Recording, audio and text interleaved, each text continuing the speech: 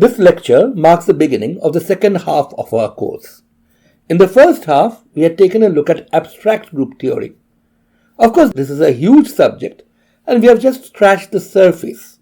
We have not really looked at many of the interesting and important details of that particular aspect of the theory.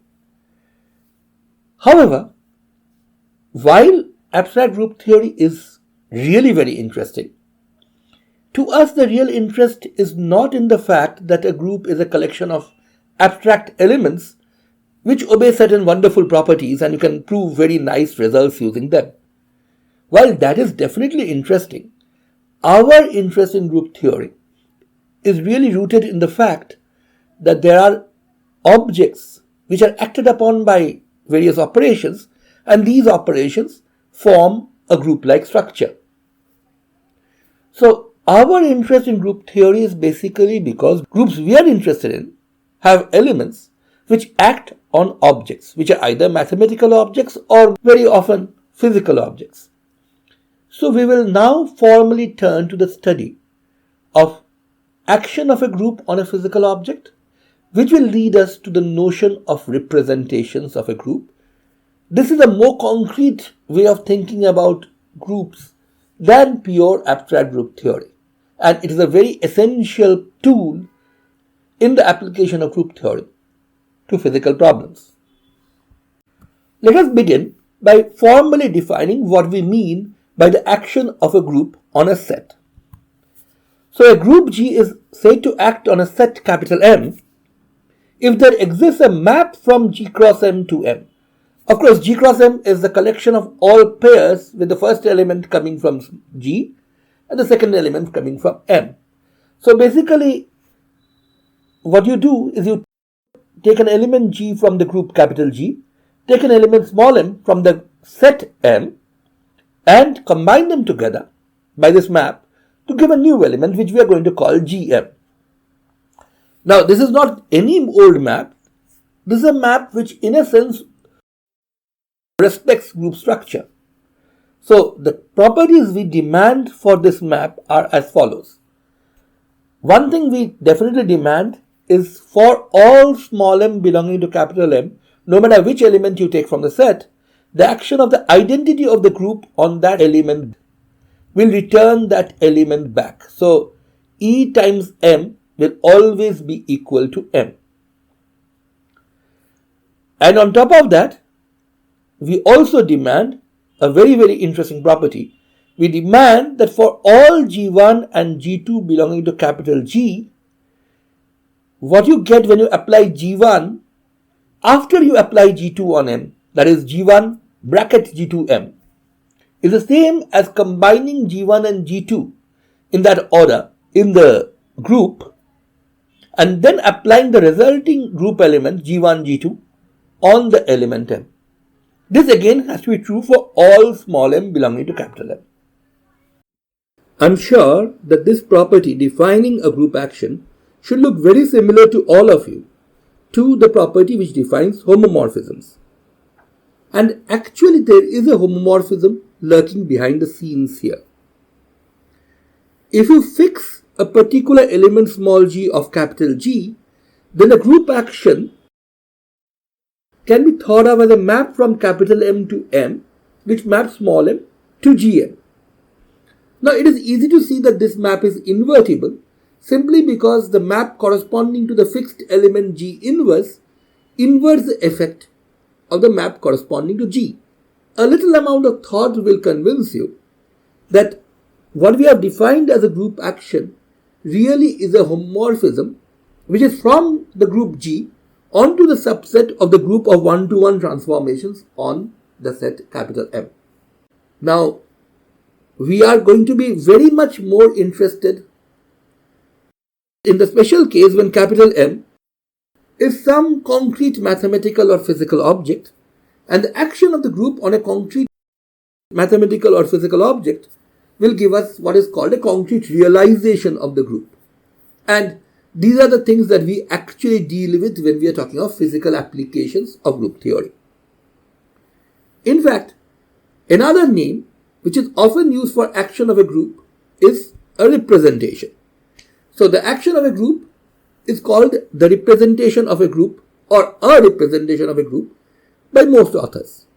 However, the most common representations that we are going to deal with are special kinds of actions, actions where the set M has some additional structure.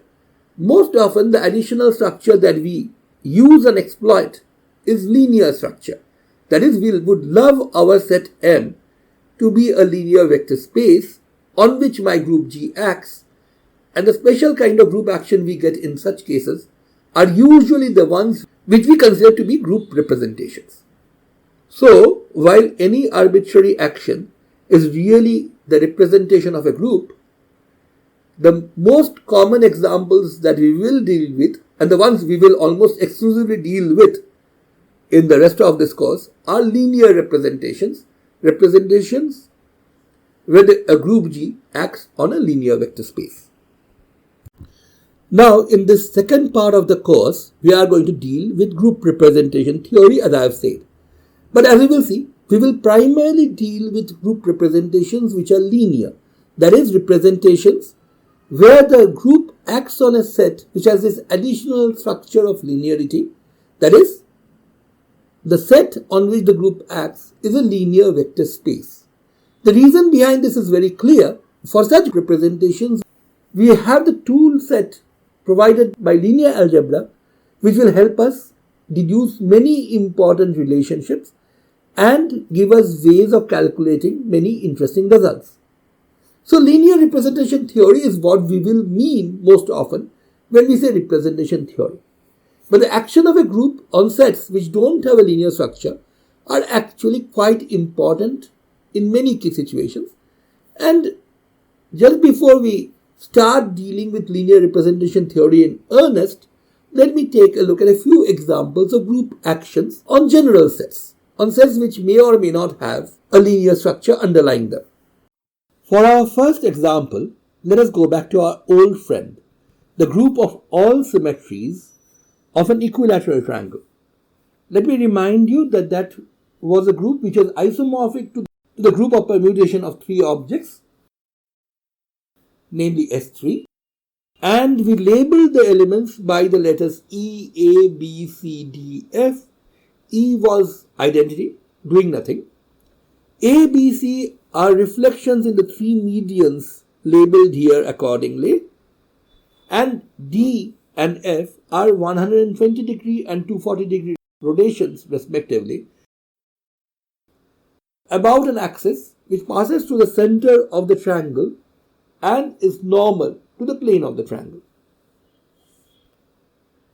Now, if you take an arbitrary point somewhere inside the triangle, the action of the group P on this arbitrary point can be easily seen to produce 6 distinct points. The points are labeled EP, which is of course the original point P, AP, what you get by reflecting the point P along the median A, BP, reflection again along the median B, CP, another reflection, DP, which is what you get when you rotate the point P about the center through 120 degrees, and FP, finally, the point that you get when you rotate to 240 degrees.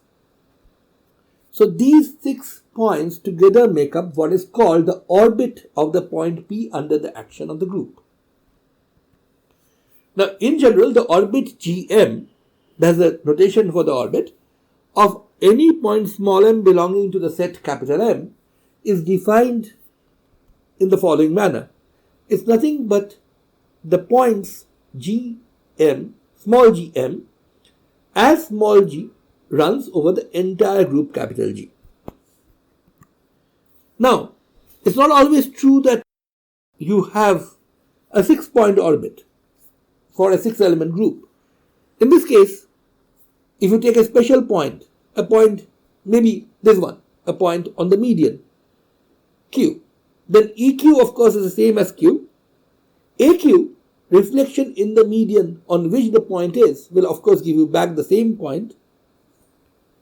And as you will see, as a consequence, what will happen is DQ and CQ turn out to be the same point, And FQ and BQ turn out to be the same point. So this point Q here has a 3-element orbit. And the reason behind Q having a smaller orbit than an arbitrary point P is rather easy to see. It is simply that the point Q is left fixed by more than one element of the group. The identity always keeps a point fixed. But here what happens is not only the identity, also the element A will keep the point fixed. So Q has what is called a non-trivial isotropy group. Let me first define this notion of the isotropy group formally. Given the action of a group capital G on a set capital M, we can define the isotropy group capital G sub M of an point small m belonging to capital M as follows.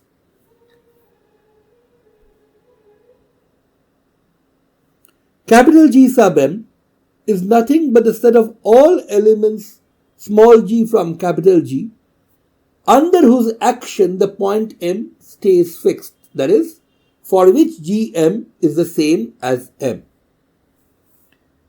Now, of course, before we actually accept this as a group, we should prove that this subset of capital G is actually a group. Now, remember, to prove that a subset of a given group is a group, you need to prove closure, you need to prove the existence of the identity, and you need to prove the existence of inverses from every element of this subset. Associativity, let me remind you, follows automatically from the fact that the original group composition law on the whole group capital G is associative. So let us now go and prove these things one after the other. Now, the existence of the identity in this subset is sort of trivial because of the very first property that we demanded of our group action. En equals M always, hence E must be a member of this set G sub M. So the identity is definitely in the set. Now what about closure? If G1 and G2 are both in capital Gm, that is G1M is equal to M and G2M is also equal to M, then G1 G2M is nothing but G1 acting on G2M. Since G2M is M, this is the same as G1 acting on M, which is of course the same as M. Which means G1 G2 is also an element which is in capital Gm. So the set capital Gm is closed under group multiplication. Finally, if Gm is equal to M, this implies that G inverse M is the same as G inverse acting on Gm, and that's the same by our defining property of group actions as G inverse G acting on M. Hence, E acting on M and is the same as M. So G inverse M is also M, and therefore for every small g which is in capital G sub M, G inverse is also in capital G sub M. So our terminology is well justified. The isotropy group really is a subgroup of the group capital G. Is it a normal subgroup? Let me remind you that if you were to conjugate any subgroup of a group by an arbitrary group element, you are guaranteed to get a subgroup of the big group. Only when every conjugation leads you back to the same subgroup do you call the subgroup a normal subgroup. So is small g, capital Gm, small g inverse the same as capital Gm for all small g? It is easy to see that it's not the case in general.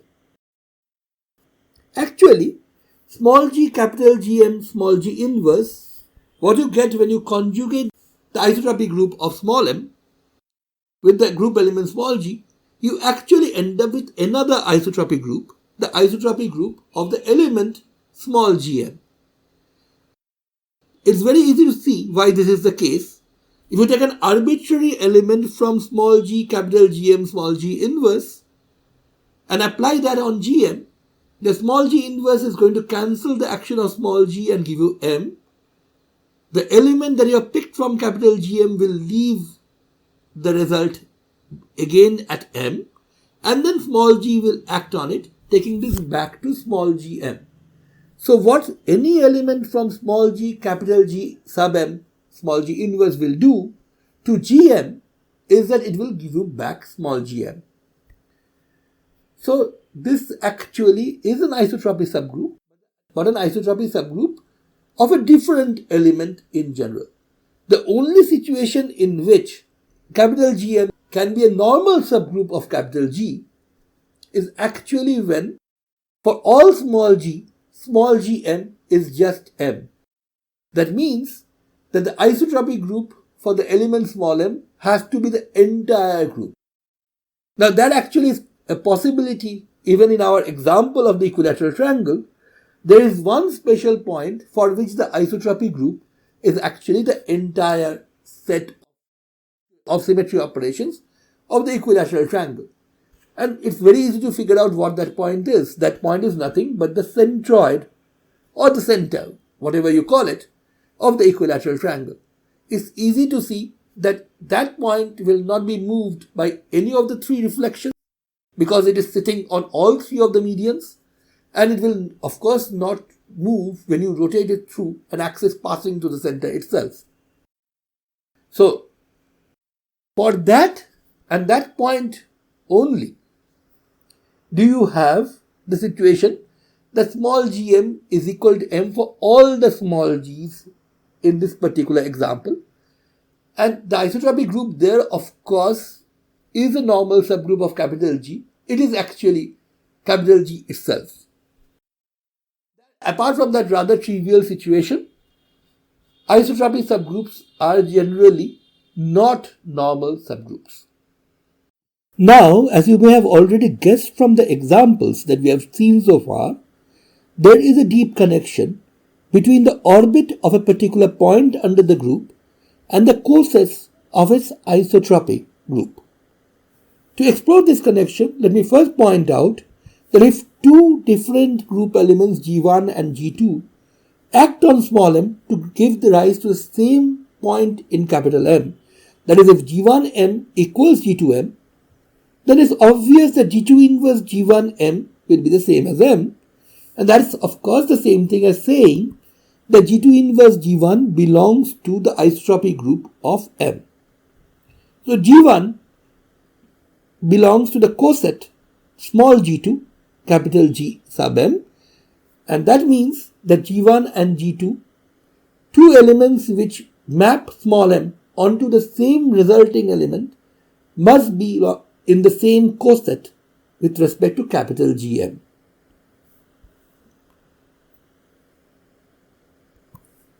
So if you just consider the set of all cosets of capital G with respect to G sub m, what you're going to get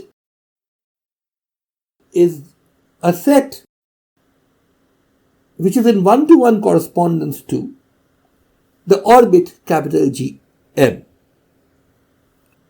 Notice that capital G sub m not being a normal subgroup of capital G, this particular quotient is not a group. It's simply defined to be the collection of all cosets with respect to capital G sub m of capital G. And the sim sign that you see sitting between the two entities in this last expression is not a symbol for isomorphism between groups, is just the symbol of two sets being in one-to-one correspondence with each other. So set theoretically, the set G by G sub m is in one-to-one correspondence with the orbit capital G m.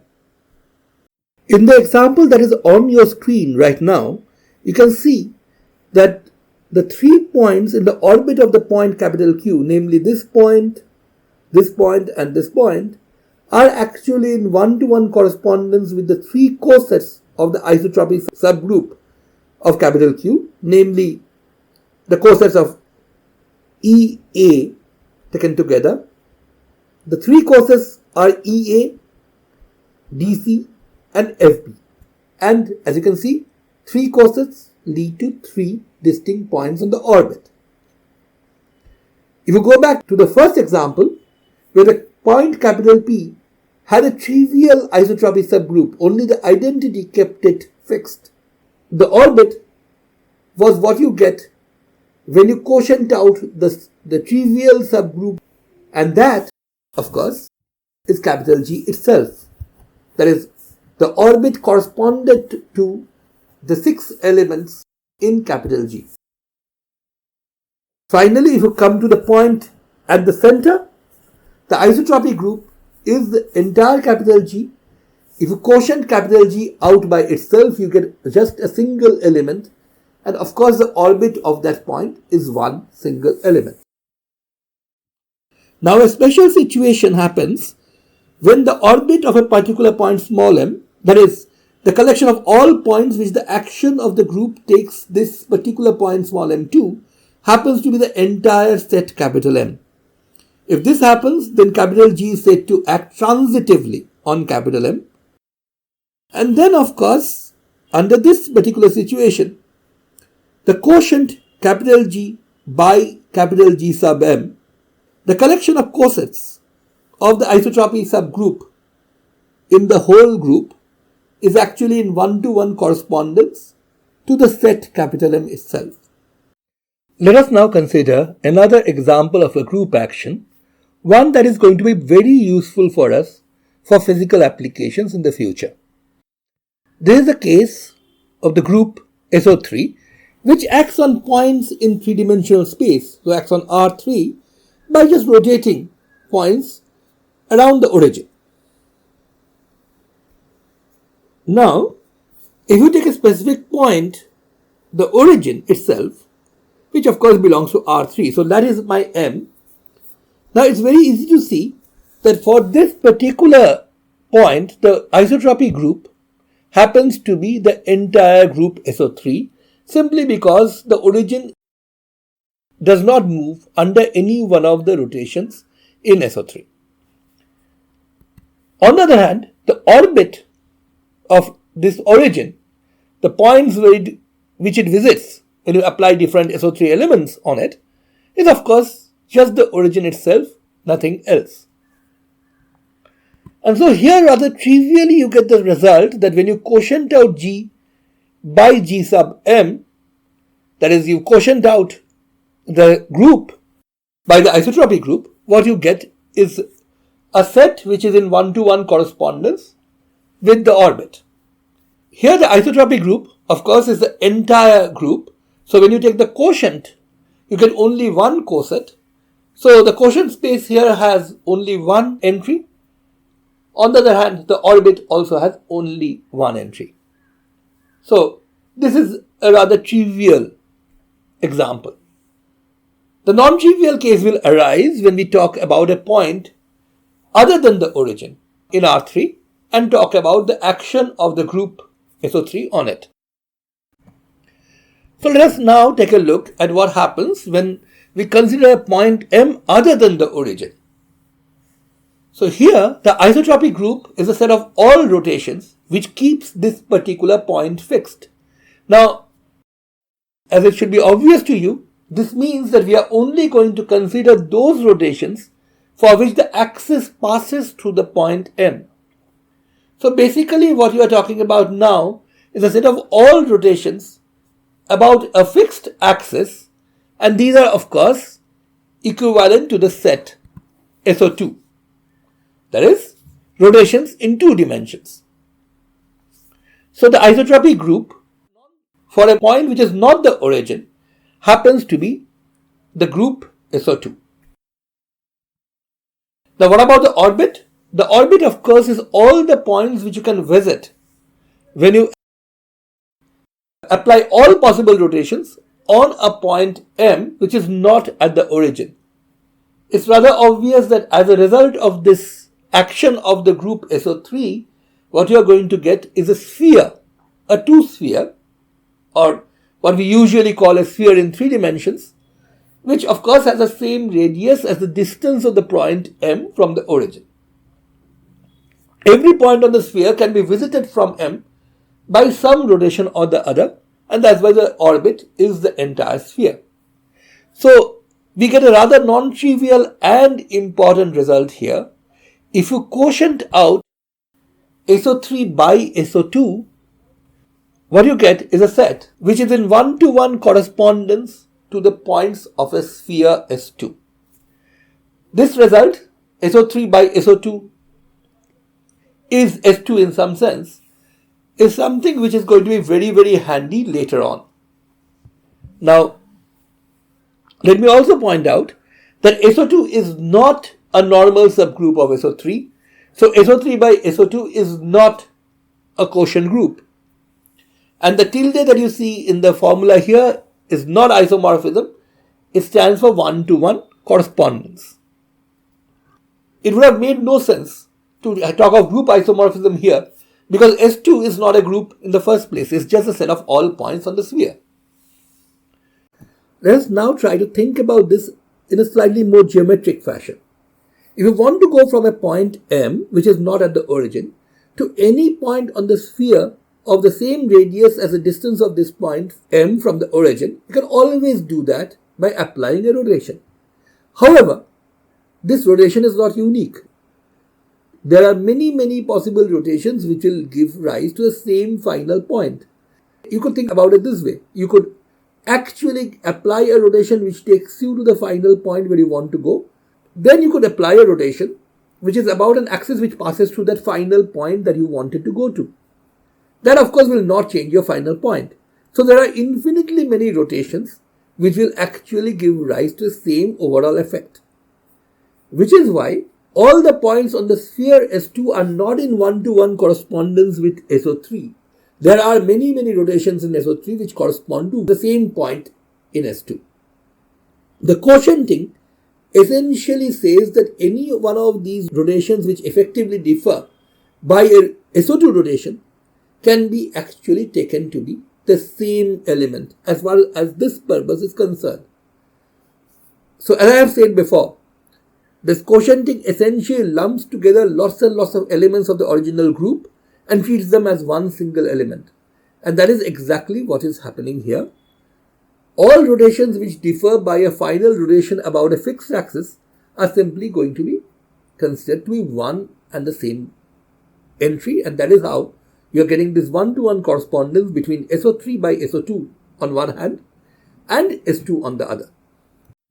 As we have already said, although the action of a group on any set can be used to furnish a representation of the group, the most common ones that we are going to use, at least the ones which are going to be very useful for us in this course, are actually linear representations. Representations where the group acts on a set which has an additional structure, that of linearity. That is, we are talking of a group acting on a linear vector space. So let us now turn to this particular aspect of group representations.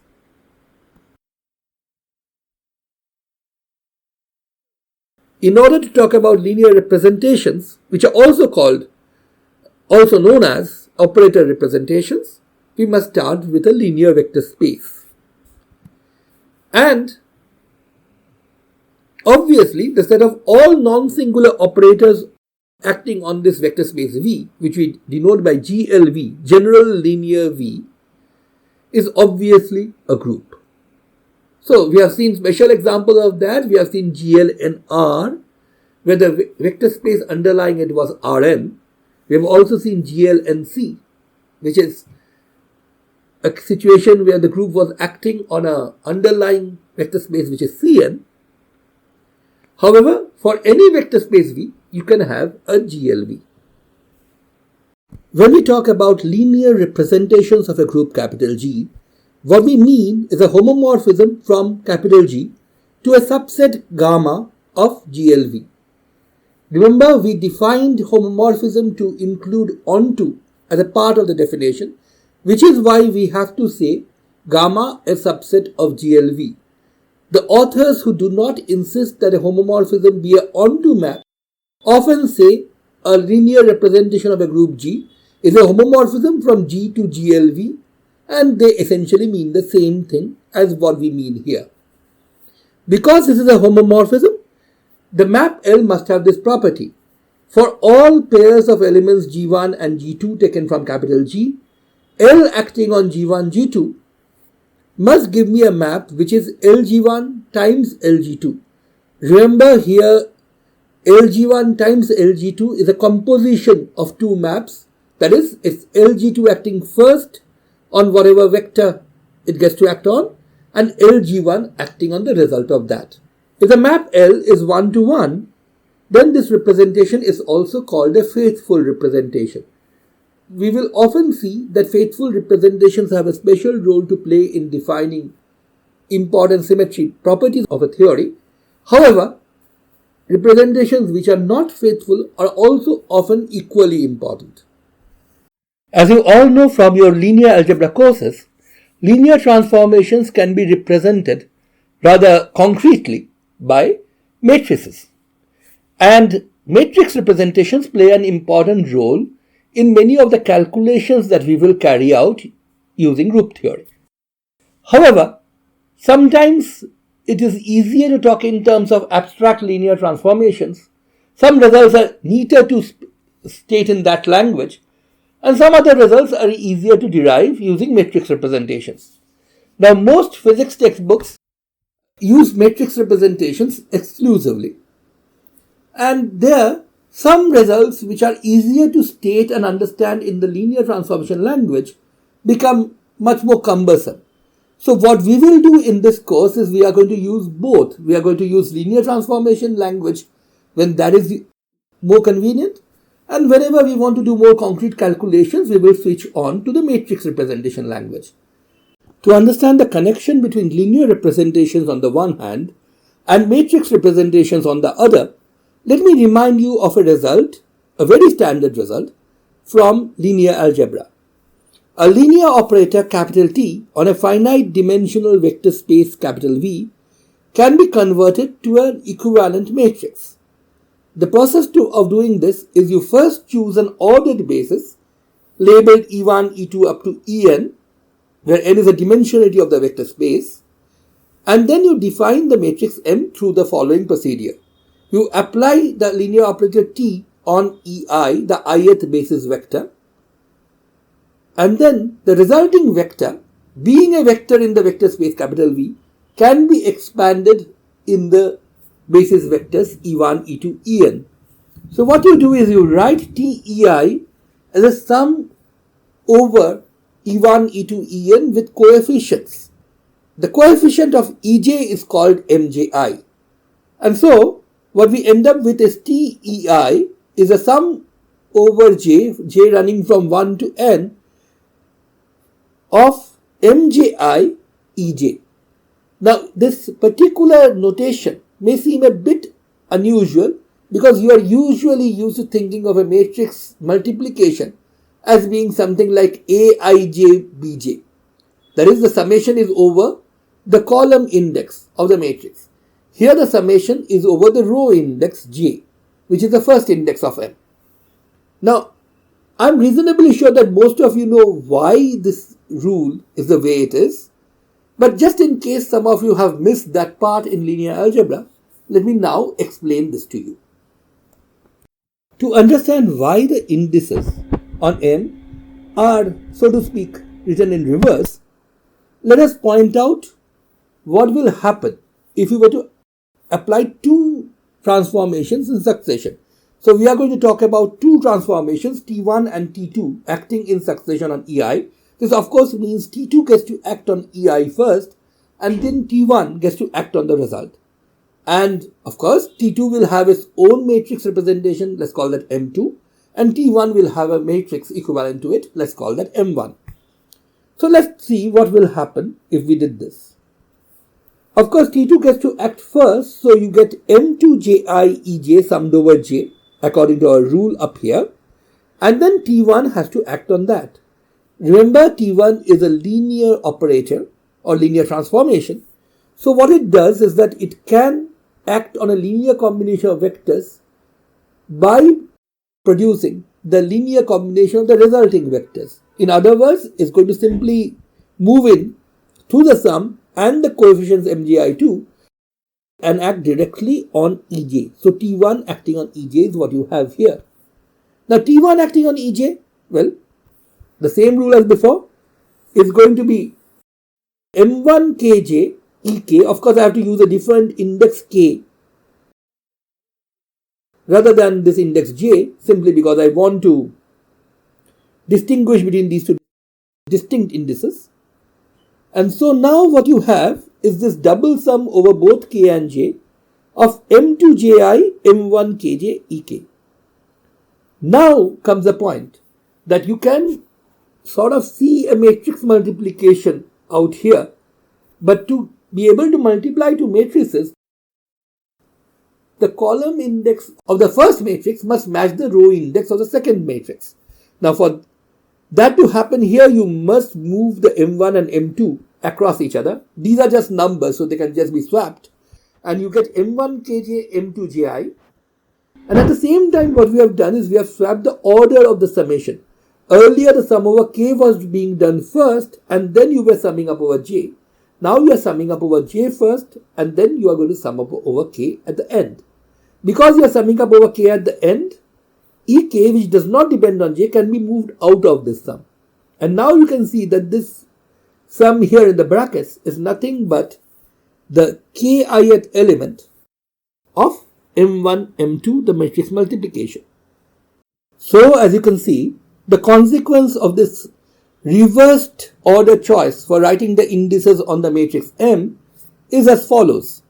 The matrix corresponding to the product of two linear transformations T1 T2 and T2, that is, the matrix corresponding to T1 T2 is actually the product of the matrices M1 and M2 corresponding to T1 and T2 respectively. So these matrices sort of reflect the same structure as the original linear transformations. If instead of doing this, you had written TEI as sum over J Mij Ej, which may seem more natural to many of you, you can easily work out that that would have led to T1 T2 corresponding not to M1 M2 but to M2 M1. There is also another reason why this reversed index order makes sense and should not really be so alien to us. Just think of what happens when capital T, the linear transformation, acts on a vector V. A general vector V, of course, is the linear combination of the basis vectors E1 to En, so can be written down as a sum over I of Vi Ei. Now when T goes and acts on V, what happens is T again goes right into the sum and goes through the coefficients Vi and acts directly on Ei. Now TEI, according to our reversed index convention, is simply Mji Ej summed over J. Now what we can do is write the sums in reverse order, and then what we end up with is a sum over I first of Mji Vi and then a sum over J of this sum Mji Vi multiplied by Ej. So basically sum over I Mji Vi becomes the coefficient of Ej in TV. So the jth coefficient of TV is actually now sum over I Mji Vi. This exactly is the matrix multiplication rule that you are more familiar with, and this is the one which makes you sometimes think that the MGI convention that we used earlier, sum over J Mji Ej, is somehow wrong. But you should realize that the more familiar convention that we are used to is the one which tells you how a matrix changes the coefficients of a vector when a linear transformation acts on it, rather than what happens to the basis vectors, which is the way we have actually defined our matrices. Now the reason why we are at all interested in this is that we have a linear representation of a group G to talk about, and a linear representation is nothing but one linear transformation for every group element. And using this prescription, what we can do is that once we have chosen an ordered basis E1, E2 up to En on our finite dimensional vector space V, we can actually use that to find matrices which represent every group element. So the way to do that is, of course, the following. You apply L of G which is a linear operator, on EI and expand the result in the basis vectors and read off the coefficient of EJ as DJI corresponding to the group element G. So for every group element small g, I get a matrix. An n by n matrix where n is a dimensionality of the vector space on which this representation is acting. The upshot of all this is, just because LG1, G2 is equal to LG1 times LG2, the matrices D for each G also obeys this. For every G1 and G2 in capital G, D of G1, G2 is DG1 times DG2. Of course, here the multiplication means composition of transformations. Here the multiplication means matrix multiplication. This discussion will be a lot easier to understand if we have a concrete example to talk about, and that is exactly what we are going to do next. We are going to construct a representation of the symmetry group of the equilateral triangle. What else? On a very simple finite dimensional vector space. But the vector space that we are going to choose here is simply the standard two-dimensional vector space spanned by the two vectors E1 and E2 that we have drawn on the screen here. So E1 is a standard vector, unit vector in the horizontal direction. E2 is a unit vector in the vertical direction or along x and y axis. So what we need to do is apply one of the group operations. Ask ourselves what happens to E1 and E2 under that group operation, and using that we will have to write down the matrices. The first group element that we will talk about is the simplest of them all, is the identity. So the linear operator corresponding to the identity, of course, is nothing but the identity operator. What it does to E1 is that it returns E1. What it does to E2 is that it returns E2. In fact, it returns V for whatever V it acts on, and following the standard prescription, or in fact you don't even have to do anything, this is so simple that all of you know the answer. The matrix corresponding to this particular transformation is a 2 by 2 matrix, which is obviously the 2 by 2 identity matrix. Let us next go on to something which is a bit less trivial. Let us talk about the linear representation and the matrix representation of the group element small a, which remember is reflection along the vertical median, the median through the vertex capital A. So what happens to the vectors E1 and E2 under A? It's obvious that when you reflect along the vertical line, E2 stays the same. So the blue vector is what is the result after doing the transformation, and of course is the same. Here the red E1 was the vector before the transformation.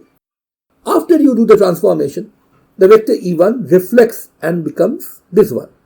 So it's obvious that LA acting on E1 is minus E1 and LA acting on E2 is plus E2. So just to remind you, the reversed index notation, this MJI, JI in MJI, tells you that the coefficients that you get from expanding this vector must be written down the column number 1 of the matrix, and the coefficients that you get here from E2 will be written down the second column. So it's very easy to see that in this case the matrix DA will simply be minus 1, 0, minus 1 E1 plus 0 E2, that gives you minus 1, 0 along the first column. And here you have 0 E1 plus 1 E2, so that's 0, 1 along the second column. Of course, in this case the particular matrix was symmetric, so it did not really matter whether you went down the first column or along the first row. You would get the same result in both cases. But in general, the matrix representing a particular transformation will not be symmetric. And so this particular thing has to be borne in mind. That is, the coefficient that you get when you apply your linear transformation on the first vector will give you the first column, not the first row. The coefficients from the second vector will give you the second column, and so on. Let us quickly go through the linear and matrix representations for the other 4 group elements. B is slightly more complicated. That is, if you were to reflect along this median, the line E1, which is making an angle of 30 degrees, with the reflection line is going to go over to the other side and make a 30-degree angle with it on that side. So it's actually going to end up making a 60-degree angle with the original E1. And it's easy to see LB acting on E1 is the vector which is cos 60 degrees E1 plus sine 60 degrees E2. That is half E1 plus root 3 by 2 E2. LB E2, on the other hand, is a vector which you get when you reflect E2 along this line, and that is going to be a vector which makes an angle of 120 degrees with E2. That is a vector here, and that is simply given by root 3 by 2 E1 minus half E2. It's just a matter of elementary trigonometry to figure out these coefficients.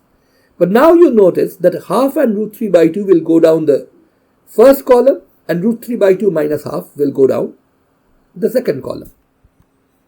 And this will give you the matrix representation for B. Of course, this particular matrix is also symmetric. So, frankly, we did not really have to be that careful about the row and column thing here. But as I've been saying over and over again, it's better be safe than sorry. So you have to be careful about the row column ordering when you are calculating a particular matrix. For C, the calculation is very similar.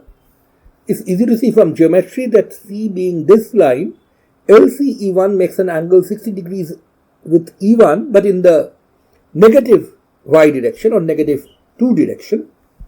And this is what LCE2 points towards, and it's easy to figure out that LCE1 and LCE2 are given by these expressions respectively. So once again, to find out the matrix DC, we have to take the elements half and minus root 3 by 2 and use them to build up my first column, and minus root 3 by 2 and minus half will build up the second column. And this will be the matrix for C. So this is the matrix representative DC. For D, which is a 120 degree rotation, E1 turns into this particular vector and E2 turns through 120 degrees into this vector. And so it's easy to see that LDE1 is going to be minus half E1 plus root 3 by 2 E2, and LDE2, which is of course orthogonal to that, is going to be minus root 3 by 2 E1 minus half E2. And now, for the first time, we see that we have to be careful about the row column ordering of the thing, because the matrix corresponding to small d, capital D of small d, is not symmetric. The matrix that you get is minus half root 3 by 2 down the first column, these two coefficients, and these two coefficients minus root 3 by 2 and minus half go down the second column. And finally, we come up with the matrix representation and the linear representation for F, and LFE1 is a vector which is turned through 240 degrees, and this is what the vector looks like, and it has a x component or horizontal component of minus half and the vertical component of minus root 3 by 2, and that's what LFE1 is. LFE2 similarly can be easily worked out, and using these two we once again get a non-symmetric matrix D of F, minus half minus root 3 by 2, these two coefficients down the first column, root 3 by 2 minus half down the second column. And so what we have done is we have found out the 6 representative matrices for each and every one of the group elements for this group S3. Of course, this just gives me one representation of S3 because we are talking about what S3 does to vectors which are in 2 dimensions. Now you will find many other representations of S3. We will talk in detail about how to handle this whole multitude of different representations, how to make sense out of these many possibilities, and what important information you can extract out of them. Of course, one more thing should be obvious to all of you. These particular matrices that we have obtained depend not only on the fact that we are using the vector space R2, but also depends on which particular basis choice you have made. If we had chosen the basis differently, the corresponding matrices would have been different. Now, of course, the linear transformations would still have been exactly the same, They would just have been described by different matrices. And as you can guess, such representations, which differ from each other only because they have chosen a different basis, are really the same representation for all practical purposes and are called equivalent representations. So in the next lecture, we will start with the notion of equivalent representations and then go on to talk about how to construct other representations for groups. Until then, goodbye.